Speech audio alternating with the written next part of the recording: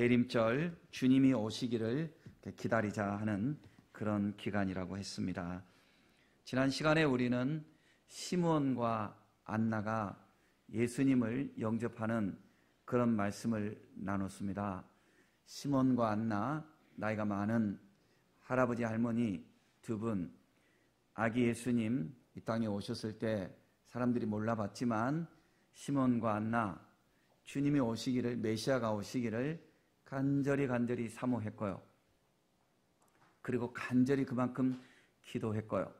그리고 그럴 때 성령이 임하셨고, 그래서 그들이 예수님을 알아보고 영접할 수 있었습니다. 여러분, 우리가 누구나 꿈을 꾸어요. 누구나 희망을 하며 살아가요. 그런데 희망하고 꿈을 꾸는 것은 좋은 태도이지만 거기서 머물면 꿈이 이루어지지 않습니다.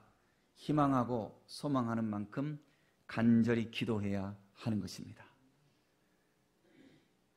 우리가 주님을 찾고 또 찾고 또 찾아야 하는 것입니다. 신앙생활이 내 공로로 무엇을 이룬다고 하는 그런 말은 우리가 하지 않지만, 그러나 주님이 아무에게나 은혜 주는 것 아닙니다. 주님이 간절히 두드리고 간절히 부르짖고 간절히 찾는 자에게 주님이 은혜를 주시는 것입니다. 그래서 여러분, 우리의 신앙이 간절해야 됩니다. 주님 앞에 간절해서 우리가 주님께서 우리를 보시고 감동하실 수 있도록 우리가 최선을 다해야 하는 것입니다. 스스로 우리가 우리 안에 성령이 여기 계셔요. 그러니까 내 안에 내가 볼 때 내가 주님께서 나를 기뻐하시겠다 라는 그 자만하는 마음은 안 되지만, 그래도 내 마음속에 정말 주님이 나를 참 기뻐하시겠다 하는 이 믿음을 여러분 회복하시기를 바랍니다. 그것이 성탄을 맞이하는 우리의 태도인 것입니다. 이 믿음으로 갈 때에 내가 다 하는 것 아니고 그때부터 성령이 오시는 거예요. 성령이 주장하시는 그런 성도가 우리가 되어야 하겠습니다. 구약시대의 성도들은 그들은 성탄절도 없었고요. 그들은 역사적으로 인간의 이름이죠. 예수님, 이거를 오해하시는 분들이 있는데, 예수라는 이름은요 사람 이름이에요. 그래서 유대 땅에 예수라는 이름을 가진 사람들 덜어 있었어요. 성자 하나님이 사람으로 오셔서 사람이기 때문에 가진 이름이 예수예요. 예수. 그 역사적으로 오신 예수님을 알지 못했던 구약 성도들은 메시아를 어떻게 기다렸을까요? 그들도 메시아를 기다렸습니다. 그들도 메시아를 기다렸어요. 메시아는 히브리어이고요, 늘 말하지만 그리스도는 헬라어이고 똑같은 말이에요. 우리의 구세주라는 거예요. 구세주. 우리를 구속하실 구세주를 구약 성도들도 기대했고요. 주님이 그때마다 간절히 부르짖는 자들에게 또 이미 구약 시대지만 이거를 성육신 하기 이전의 그리스도 이렇게 표현할 수 있어요. Pre-incarnated Christ. 성육신 하기 전에 그리스도의 모습으로 오셨어요. 성경에 보면 여러 번 오셨어요. 간절히 기도하는 아브라함에게 찾아오셨고요. 그래서 영으로 오시는 주님을 사람 몰라보니까 어떤 데는 천사의 모습이라고 했다가 어떤 데는 그 사람이라고 하고요. 주님이 오셨어요. 다니엘 세 친구 사드락 메삭 아벳느고 그들이 풀무불 속에 들어갈 때 거기에 주님이 거기에 함께 하셨어요. 들어갈 때는 세 사람이었는데 나중에 보니까 네 사람이 거닐고 있다고 그랬어요. 그 한 사람이 누구겠어요? 성자 그리스도가 거기 계신 거예요. 또 다니엘이 간절히 기도할 때 거기 같이 주님이 함께 하신 거예요. 여러분, 그러니까 인간 예수로 오시는 것은 역사적으로 나사렛 예수로 오셨지만 성자 하나님은 늘 함께 하셨어요. 오늘 우리가 읽은 이 욥도 메시아를 간절히 사모하는 사람이에요. 여러분, 이 메시아가 이 땅에 역사적으로 오신 것은 2000년 전에 오셨지만 2000년 전에 오셨다 할지라도 그 메시아가 오셨어도, 이 땅에 오셨어도 메시아가 왔다 하는 것을 책으로 읽을지라도 자기하고 아무 상관이 없는 사람들이 있어요.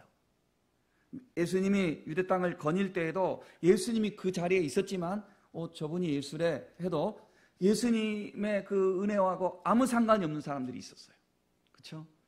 그러나 예수님을 찾고 사랑하고 예수님과 관계를 맺고 예수님 믿고 따르고 함으로써 그 메시아 은혜를 이렇게 누린 사람들이 있었어요. 그러니까 메시아적인 사건이 자기에게 일어난, 메시아닉 이벤트가 자기 속에서 일어나는 거예요. 메시아적 사건이 자기에게 일어나는 거예요. 구약시대도 마찬가지예요. 역사적 예수로 오시는 그 메시아를 그들 몰랐지만 그들의 삶이 공고할 때, 또 그들이 어떤 간절함이 있을 때 주님을 간절히 사모하고 간절히 부르짖고 기도하여 메시아가 찾아오는 그런 은혜를, 그러니까 자기 삶에 주님이 와서 구원해 주는, 이게 메시아잖아요. 그 메시아를 체험하는 성도들이 있었어요, 여러분. 오늘 욥도 마찬가지입니다. 욥이 얼마나 고난을 많이 겪었습니까? 근데 결론을 우리가 알고 있죠. 욥이 메시아를 만났어요. 그래서 메시아가 그의 삶에 오셨어요.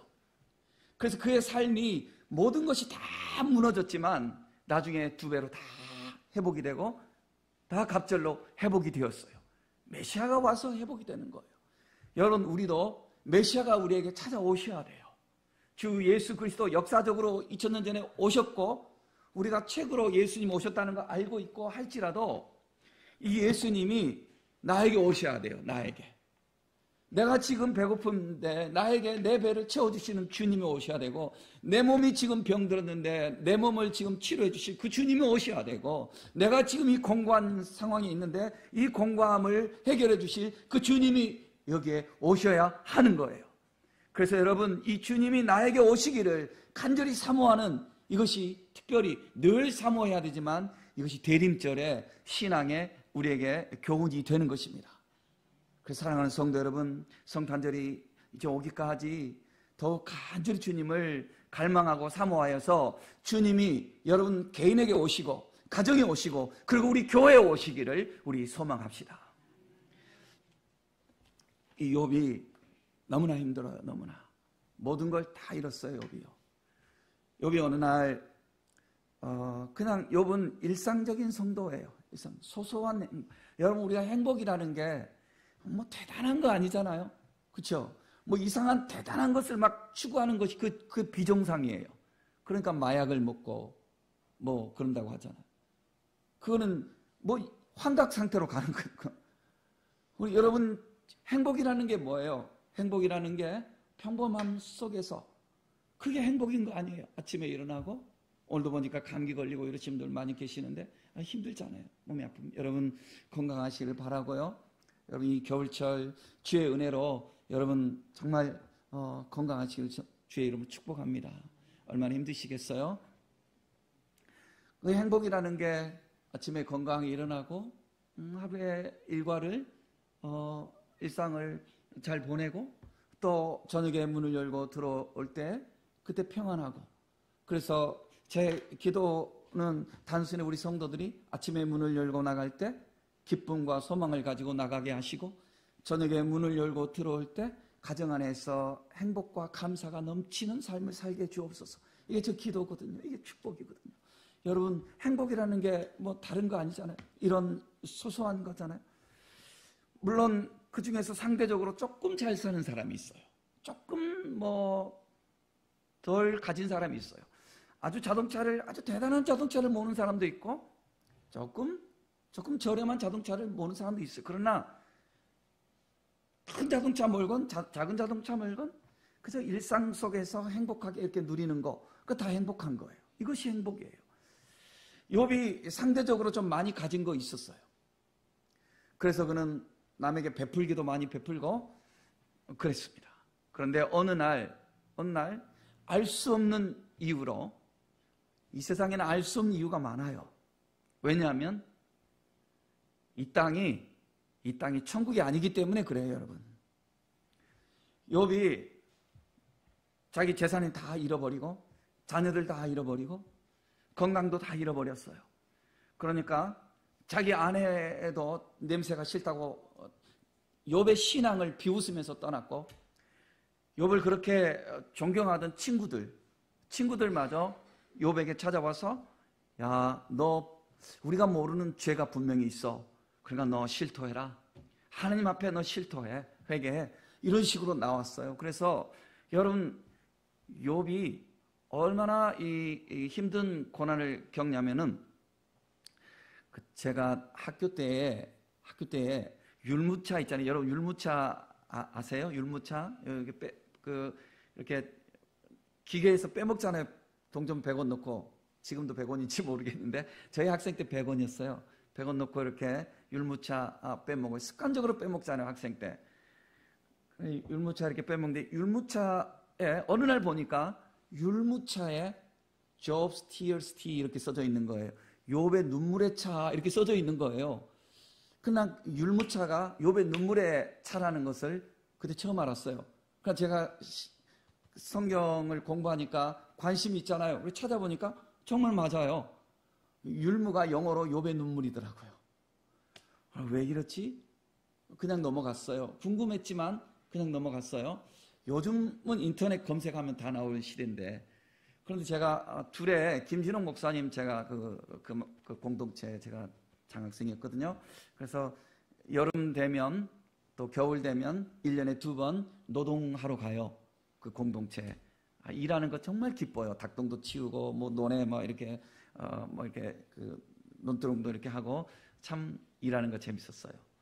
그런데 거기 가서 둘의 그 공동체에 가서 노동을 하는데 율무가 있더라고요.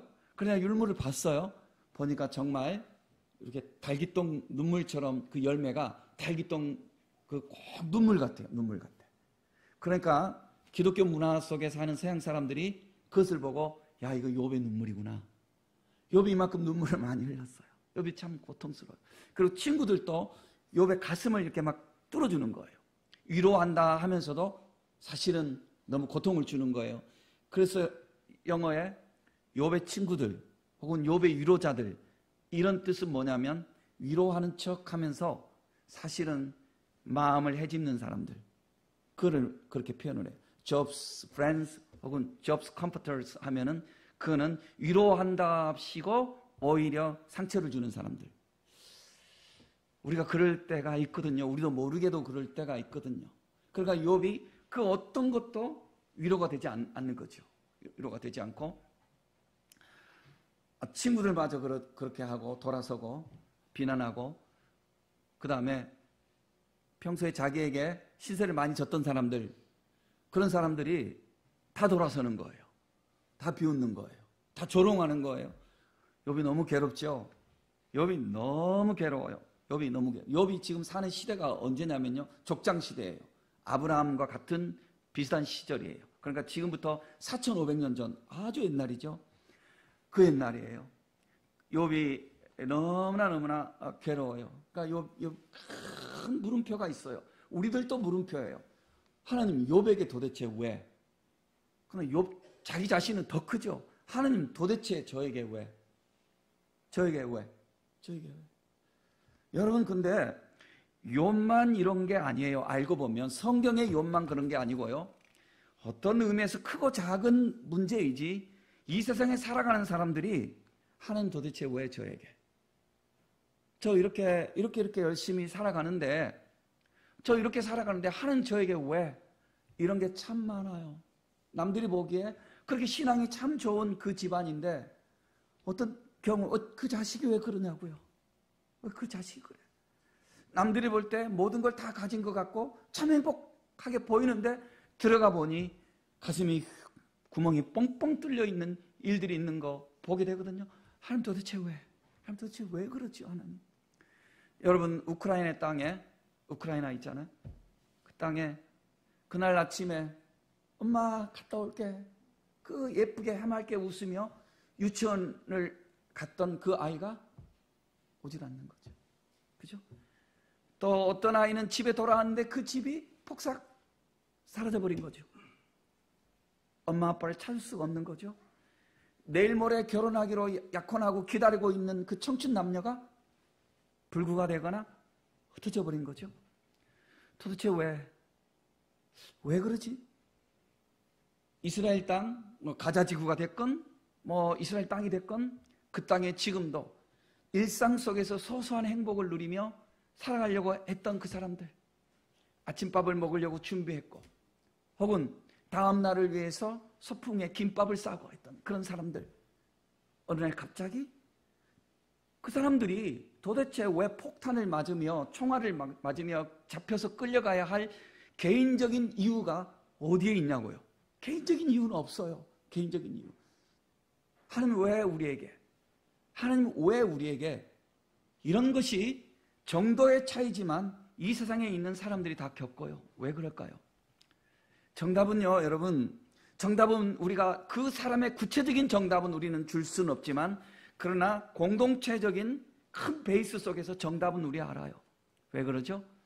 우리가 신라곤에 있기 때문에. 여기에 하나님의 정의만이 통치가 되는 것이 아니라 악이 여기에 개입하기 때문에 우리는 알 수 없는 고통을 당하는 일들이 많고 그리고 견딜 수 없는 눈물을 흘려야 할 일들이 많은 거예요. 제가 그때 아마 30대 중반이나 됐을 것 같은데요.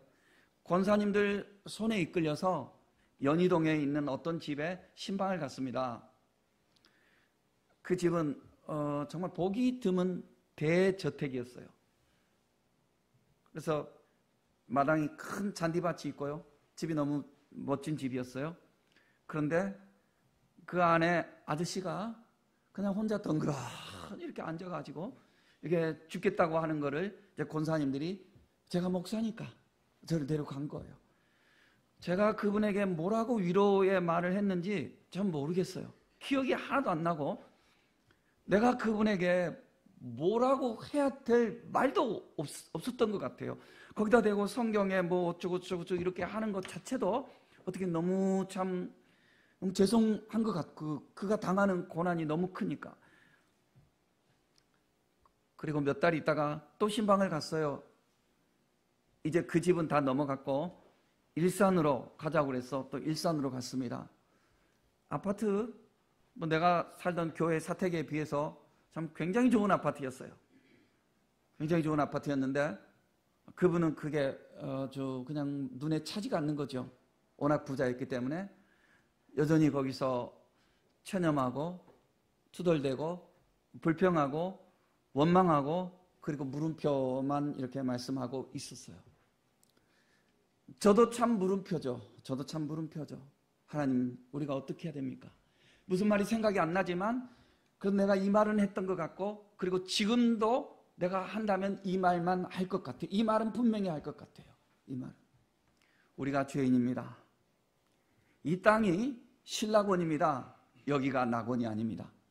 우리가 죄인입니다. 그래서 우리는 예수님을 만나야 합니다. 예수님을 만나야 합니다. 그거밖에 대답이 없습니다. 예수님을 만나야 합니다. 예수님을 만나야 합니다. 그 목사님, 저에게 한때는 참 많은 감동을 줬던 목사님인데요. 미국에서 사셨어요. 자기 아버지가 목사님이었어요. 그런데 병이 왔어요. 심장의 병이 왔어요. 심장의 병이 와가지고 그 병이 막 발동이 되면 이게 앉지도 못하고 눕지도 못하고 서지도 못하고 그냥 책상에 이렇게 엎드려서 이렇게 병원을 수없이 가도 해결이 안 되고 그런 상태예요. 자기 아버지가 굉장히 유명한 목사님, 그리고 다른 사람을 위해서 기도도 많이 하고 자기가 원망하듯이 아버지 나를 위해서 기도하라고.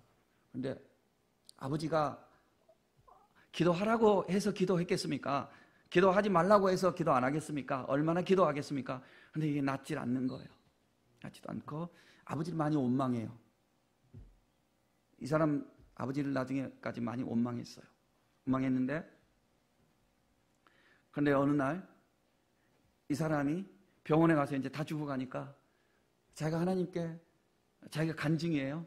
저하고 이렇게 제가 영어 공부하려고 이 사람한테 많이 찾아갔거든요. 학생 때. 그래 제가 자기는 예수님이란 말이 안 나오더래요. 그래서 슈퍼비잉이 이랬다는 슈퍼비잉, 전능자, 절대자, 초월자. 당신 있다면 나 좀 만나주세요. 제가 그렇게 기도했대요. 그래서 제가 이 노래를 지금도 인터넷 검색해봐요. 이 노래 내가 그 사람한테 배웠거든요. 근데 없더라고 인터넷에. 내가 원하는 모든 것 오직 주님. 다른 아무것도 아니고 오직 주님. 내가 원하는 모든 것 오직 주님. 아마 이분이 음악에도 굉장히 소질이 있는 분이라서 이분이 만든 노래였나 싶어요. All I want is you, Lord. All I want is you. No one else but you, Lord. All I want is you. 오직 주님밖에 없다는 거예요. 오직 주님밖에. 우리가 세상에 살아가면서 정말 어떤 막다른 골목에 설 때가 있습니다, 여러분. 일상적인 생활할 때는 잘 몰라요. 애들이 신나게 동구 밖에 나가서 뛰어놀 때 엄마 생각도 안 나고 집 생각도 안 나요. 그러다가 문득 너무 재밌게 놀았는데 해가 뉘어뉘어 지는 거예요. 석양이 오는 거예요. 그럼 아이들이 문득 집에 가야지. 그렇게 애지중지하고 땅 따먹기 하겠다고 손바닥 찢어가면서 땅을 좀 이렇게 더 그림을 크게 그리고 하던 애들이 근데 그거 다 넣고 엄마가 부르면 얼른 뛰어가는 거죠. 그죠? 우리가 이 세상에 취해서 살면 어떤 때는 주님 잘 몰라요. 그러다가 어느 날 가슴에 바람이 불어와요. 그것은 내 영혼이 본능적으로 하나님이 우리를 지으신 작품이기 때문에 모든 사람들은 본능적으로 하나님을 찾게 되어 있어요. 모든 사람은. 그러니까 이 하나님을 찾는 이 시간이 늘 충만하게 먼저 온 사람과 그렇지 못한 사람의 차이가 많이 있어요. 그래서 이 하나님을 찾는 그 마음이 먼저 간절히 있는 사람들은 주님과 더 깊은 교제를 하고 더 행복한 교제를 하면서 나머지 삶의 의미를 의미 있게 더 의미 충만하게 살아가면서 메시아와 동행하는 성령과 동행하는 그런 삶을 더 추구하며 살아갈 수가 있는 거예요. 이 세상을 살아가면서 우리가 손에 쥐고 있는 것들이 바람처럼 새어나갈 때가 있고요. 알 수 없는 어떤 골목에 우리가 도달할 때도 있고요. 그런 것이 개인만이 그러는 것이 아니에요. 어떤 특정한 이 성경에 나와 있는 욕만 그러는 게 아니에요. 제가 말씀드렸듯이 정도의 차이지 우크라이나 땅에 있는 그 사람들, 그 소시민들이 무슨 어떤 특별한 죄가 있어서 그런 것도 아니에요. 이런 것은 세계 모든 사람들이 사실 누구라도 겪을 수 있는 일들이 어떻게 갑자기 왜 코로나 바이러스가 찾아와가지고 그 앞길이 완전히 틀어져 버린 사람들도 있어요. 커다란 물음표를 지고 살 수밖에 없어요. 여러분 김수영이라는 시인이 있더라고요. 김수영이라는 시인. 이분은 1920몇 년도에 태어난 사람이니까 아주 좀 한국의 아주 근대사죠. 그런 우리 시대죠. 우리 시대보다는 조금 앞섰죠. 앞선 20몇 년도니까. 그런데 그때 유치원을 나오고 그러니까 유복한 삶을 살았더라고요. 그런데 6.25가 났어요. 그러니까 불행한 시대예요. 일제강점기, 그 다음에 6.25 동란, 겪는 이는 불행한 청년기를 겪을 수밖에 없었어요. 그리고 학도병으로 갔는데 탈영병으로 낙인이 찍혀서 포로 수용소에 가가지고 포로 수용소에 가면은 이제 우익 포로들 있고 좌익 포로들 있고 막 싸운다고 그러잖아요. 그러면서 몸에 온통 질병은 다 겪어버린 사람이더라고요. 그런데 몇 년 만에 집에 돌아오니까 자기 아내가 자기가 죽은 줄 알고 다른 사람, 자기 친구의 아내가 되어 있는 거예요. 기구한 삶이죠. 기구한 삶이죠. 그래서 이 사람이 쓴 시들이 굉장히 고통, 슬픔, 탄식, 이런 게 많아요. 저도 욥의 이 고통을 검색하다가 최근에 알게 됐어요. 근데 그 사람 시 중에 뭐 서름 뭐 이런 게 있더라고. 그 보면은 뭐 한 대목이 뭐라고 되어 있냐면은 가을 바람에 늙어가는 거미처럼 내 몸이 까맣게 타버렸습니다. 얼마나 고통스러웠겠어요. 얼마나 고통스러웠겠어요. 아마 욥의 고통, 그럼에도 불구하고 이 사람하고 비교할 수 없는 고통이에요. 욥의 고통. 이런 고통을 죽도록 겪은 욥이에요. 그런데 여러분, 욥이 자기의 물음표에 대해서 대답이 나오지 않아요. 하나님, 도대체 왜 나에게? 왜 나에게? 왜 하필이면 왜 나에게? 아무리 물어도 대답이 나오지 않습니다. 그런데 욥이 정말 그런 중에도 끝까지 정말 욥이 사랑스러운 대목이 하나가 있습니다. 그게 뭐냐면요, 친구들 돌아서고 자기 아내 돌아서고 모든 거 다 잃고 자기를 의지하던 사람들 다 돌아섰고 비난한다 할지라도 욥은 끝까지 잃지 않고 가지고 있었던 거 있습니다. 그것은 세상에 누구도 빼앗아갈 수 없는 거예요. 그게 뭐냐면 욥의 하나님을 향한 신뢰입니다. 하나님을 향한 신뢰예요. 여러분, 세상에 그 무엇도 우리를 빼앗아갈 수 없는 것이 우리 영혼이 간직하고 있는 주님에 대한 사랑이에요. 그것은 우리의 목숨, 육체의 목숨을 앗아간다 해도 우리가 원한다면 놓치지 않고 끝까지 지킬 수 있는 것이 우리의 이 신앙인 것입니다. 그리고 우리는 압니다. 이 신앙이 욥이 가지고 있는 재물과 모든 것, 이 세상에 가지고 있는 모든 것보다 이것이 더 존귀하고 귀하다는 것을 우리는 압니다. 이것을 성경은 우리에게 가르쳐주는 거예요. 이것을 가르쳐주는 거예요. 손에 쥐고 있는 부귀와 영화와 사람들 속의 존경과 뭐 이런 것들, 그것들 때문에 내 신앙이 우쭐하다가 그것들이 어떻게 되면 내 신앙이 이렇게 사실 이것은 저에게도 하는 말이에요. 저도 요 몇 달 동안에 여러분들에게 징징 짜고 난 너무나 죄송해요. 우리 장로님과 가까이 있는 성도님들에게 내가 많이 반성하고 있어요.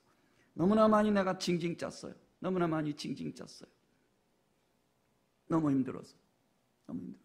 그런데 사실 나에게도 하는 말, 이 모든 것 속에서 이 물음표가 이 세상에서 어떻게 다 네 마음에 쏙 들게 해결되냐고요. 안 될 수 있어. 왜? 이것 자체가, 우리 사는 이 자체가 이것이 죄악 세상이라는 거죠. 이것 죄악 세상이에요. 이것이 천사들만 우리를 이렇게 오는 것이 아니라 악령들이 우리를 시험하고 어떤 때는 하나님도 우리를 단련시키시고 이런 과정 속에서 가고 있는 거예요. 여러분, 교회 안에 있는 부조리가 여러분 이해되세요? 교회 안에 있는 부조리? 교회 안에 있는 부조리에 대해서 사람들은 이해하지 않아요. 그러면 이렇게 말할게요. 교회에 오는 사람이 천사가 교회에 옵니까? 아니에요. 교회에 오는 사람들이 감남을려가 교회에 오는 거예요. 목사가 천사가 돼가지고 목사가 되나요? 아니에요. 그러니까 교회 안에 있는 부조리, 물음표, 한숨 쉴 수밖에 없는 현실들, 여러분 이해되죠? 옳지는 않지만 이게 이게 현실이에요. 이게 현실이에요.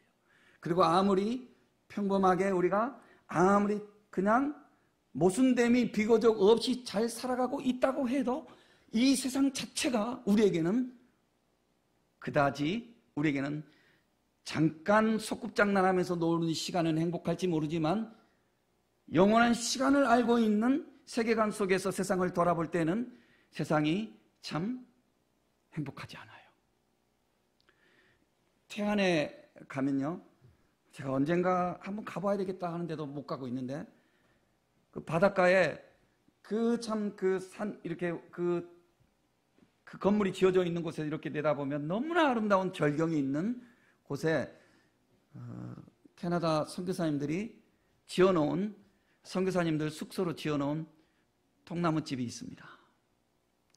제가 한 20년 전에 거기를 닥터손이라는 선교사 훈련을 시키는 언어 훈련을 시키시는 그분과 또 뭐 암스트롱 또 누구 그 자매 한 명은 이름을 잊어버렸는데 그 두 자매를 이렇게 하고 저하고 넷이서 거기에 간 적이 있습니다. 간 적이 있는데 제가 이제 제 거 그때 이렇게 뭐죠? 기아차 조그마한 차 뭐죠? 기아 그 조그마한 차 그게 제 처음 자동차였어요. 프라이드. 맞아. 프라이드였어. 그 지세 그 참 그거를 타고 이렇게 스틱이잖아요 그때는. 그죠? 그 차 그거 가지고 중고차였지만 거기에 이제 세 분을 모시고 그렇게 가는 거 신나게 가는 거예요. 신나게 가는데 가을 들판이 얼마나 아름답습니까? 그 벼이삭들이 얼마나 출렁이는 벼이삭들이 얼마나 노랗게 물든 벼이삭이 아름답고, 그 다음에 그 논두렁 옆으로 이게 시골길처럼 돼 있는 그 코스모스 한들 얼마나 참 이게 낭만적이고 멋있습니까? 그래서 신나서 룰루랄라 젊은 우리들은 그랬어요. 그런데 그 자매가 가다가 그랬어요. 그 캐나다 자매가 어머 이거 여기 엊그저께는 파랬는데 벌써 노란색이네 그랬어요. 그러니까 닥터손은 그때 나이가 꽤 드셨어요. 그분이 갑자기 그분이 내 옆에 타고 자매들은 뒤에 타고 그랬는데 근데 보이잖아요. 그분이 무슨 말을 하다가 눈시울 이렇게 툭 붉어지면서 눈물이 떨어져요. 그러면서 뭐라고 하냐면 인생이 이래 이랬어요. Such is life 그랬어요. 인생이 이래. 제가 그 의미가 뭔가 깊이 오지는 않았지만 분위기가 너무 이렇게 그래서 같이 이렇게 좀 약간 슬픈 모드가 좀 잠깐 진행이 됐습니다. 가끔 그 장면이 생각나요. 여러분 지금 몇십 대세요? 뭐 60대 혹은 50대 혹은 70대 80대 90대 여기 계시잖아요. 여러분들이 20년 전이 엊그제 같아요. 여러분 우리 모두의 30년 전이 엊그제 같아요. 그런데 세월이 가만히 있어도 그냥 소소한 행복을 누리는 사람이라 할지라도 세월 자체가, 이 세상 자체가 우리에게 아쉬움이에요. 물음표가 요만 물음표를 갖는 것이 아니라 우리 모두에게 물음표를 갖게 돼요. 하나님, 왜 사랑하는 내 할머니? 왜 사랑하는 내 할아버지? 왜 사랑하는 내 아버지? 내 엄마? 내 남편? 내 아내? 내 자식들? 어찌하여 우리가 사는 나라가, 어찌하여 우리가 살아가는 이 세상이, 우리는 커다란 물음표를 다 가지고 있어요. 해결될 수 없는 물음표를 가지고 있어요. 그런 물음표들이 어떻게 보면 아까 말한 그 김수영 시인의 그 탄식처럼 가을바람에 늙어가는 거미처럼 내 속이, 이제 내 몸이 아니라 내 속이 까맣게 다 타들어갈 수도 있어요. 이것이 현실이에요. 이런 현실 속에 있는 우리가 인정해야 될 것이 있어요. 이것에 대한 답을 논리적으로 우리가 아무리 찾는다 해서 찾아지는 것이 아니라 우리가 답을 가지고 시작을 해야 돼요. 우리가 죄인이구나. 우리가 구원받아야 할 사람들이구나. 우리가 사는 세상이 이와 같이 신라곤이구나. 그래서 우리는 메시아를 기다려야 돼. 우리는 메시아가 우리 삶에 오셔야 돼. 이 땅에도 오셔야 되고, 그리고 내 영혼과 내 영원한 생명을 그 메시아가 나에게 주셔야 해. 이런 믿음을 우리는 가지고 메시아를 우리가 간절히 사모하고 메시아가 나에게 만나 주실 수 있는 그 삶을 살도록 우리는 기도해야 하는 것입니다. 메시아는 분명히 오셨어요. 메시아는, 그리고 이미 하나님은 천지를 창조하신 이후부터 하나님은 이 세상과 함께 하셔요. 그러나 하나님을 만나는 사람들이 있고 하나님을 만나지 못한 사람들이 있을 뿐이에요. 예수님이 2000년 전에 그 갈릴리 해변을 걸으시고 또 예루살렘 성전을 왔다 갔다 하시고 그 수많은 사람들을 만나 주셨을 때 그냥 스쳐 지나가는 사람들이 있었는가 하면은 예수님을 인격으로 영접하고 만남이 이루어진 사람들이 있었어요. 오늘 우리 시대에도 교회가 이렇게 세워져 있어요. 그리고 예배가 있고 또 우리 주변에 성도들이 있고 우리에게는 사람들이 예수님을 이야기하고 우리도 성경책이 있고 성경에 대해서 어느 정도 지식을 가지고도 있어요. 예수에 대해서 지식을 가지고 있어요. 다 좋아요.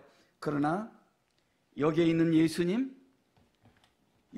예수님이 내 가슴에 찾아와서 나를 만나서 나와 살아가고 나와 동행하는 그런 성도가 있는가 하면 그저 스쳐 지나가는 사람들도 있는 거예요. 우리는 이 대림절을 지내면서 그 메시아가 이미 오셨고 이미 함께 하시는 그 메시아가 내 삶 속에서 나를 만나 주시도록 우리는 이 메시아를 만나는, 간절히 메시아를 찾고 간절히 메시아를 영접하는 그런 시간으로 우리가 삼아야 하는 거예요. 25절 말씀을 제가 읽어볼게요. 내가 알기에는 나의 대속자가 살아계시니, 욥이 그 4,500년 전에 욥이 나의 대속자라고 말하고 있어요. 나의 죄를 속해 주실 그분이라는 거죠.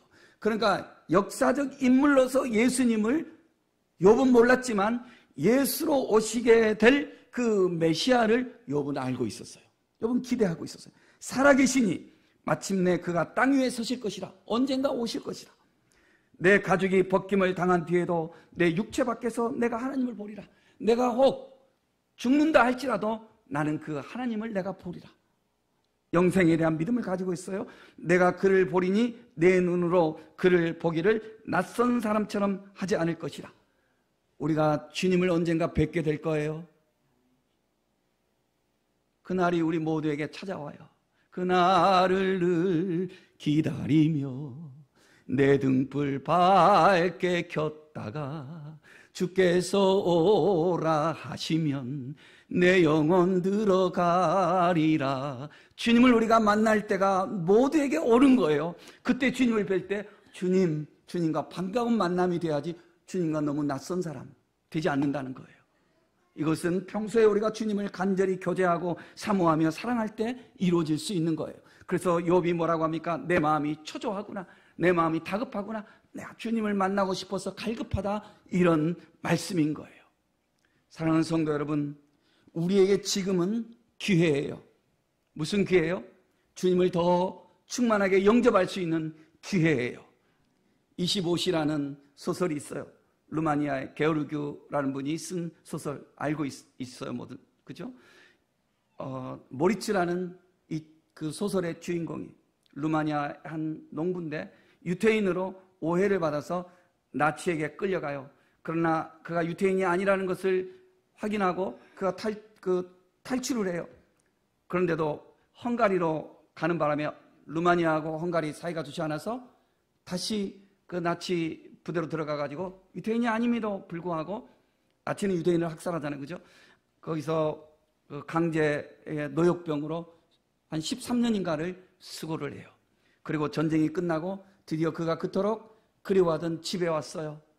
집에 왔는데 자기 아내는 독일군에 의해서 강제로 다른 아이를 낳아가지고 그 아이를 안고 있었어요. 그런데 신문 기자들이 이거를 보면서 사진을 찍으면서 웃으세요, 웃으세요, 웃으세요. 여러분, 우리가 그런 때가 참 많거든요. 나는 고통스러워 죽겠는데 목사님 그래도 웃어야죠. 맞아요, 말은 맞아요. 그래서 웃어야 되는데 속에서는 막 눈물이 나오려고 그러거든요. 모리츠가 웃으라고 하는데 웃어야 될까, 울어야 될까, 표정이 묘하게.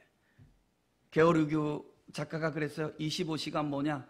이 25시는 이미 끝나버린 시간, 메시아가 와도 이미 상황이 끝나버린 시간, 그게 25시라는 거죠. 이것은 역설적으로 우리에게 어떤 교훈이냐면 우리에게 지금 25시가 오지 않았어요. 우리는 아직 오메가 포인트, 역사의 종말이 오기 이전에 살고 있는 다행스러운 사람들이에요. 그러니까 이때 주님이 기회를 주실 때 주님을 우리는 간절히 겸손히 부르짖고 찾아서 주님을 영접하는 성도들이 되시기를 바라요. 은혜 받을 만한 때의 은혜를 주신다고 그랬어요. 간절히 찾는 자에게 주님이 만나 주신다고 그랬어요. 여러분, 사랑하는 성도 여러분, 주님을 대망하는 저와 여러분들이 되시기를 바랍니다. 주님이 찾아오시는 여러분 가정이 되시기를 주의 이름으로 축복합니다. 주님이 찾아오시는 우리 교회 되기를 간절히 소망하고 여러분 심령 속에 주님이 더욱 충만하게 오시기를 예수의 이름으로 축복합니다.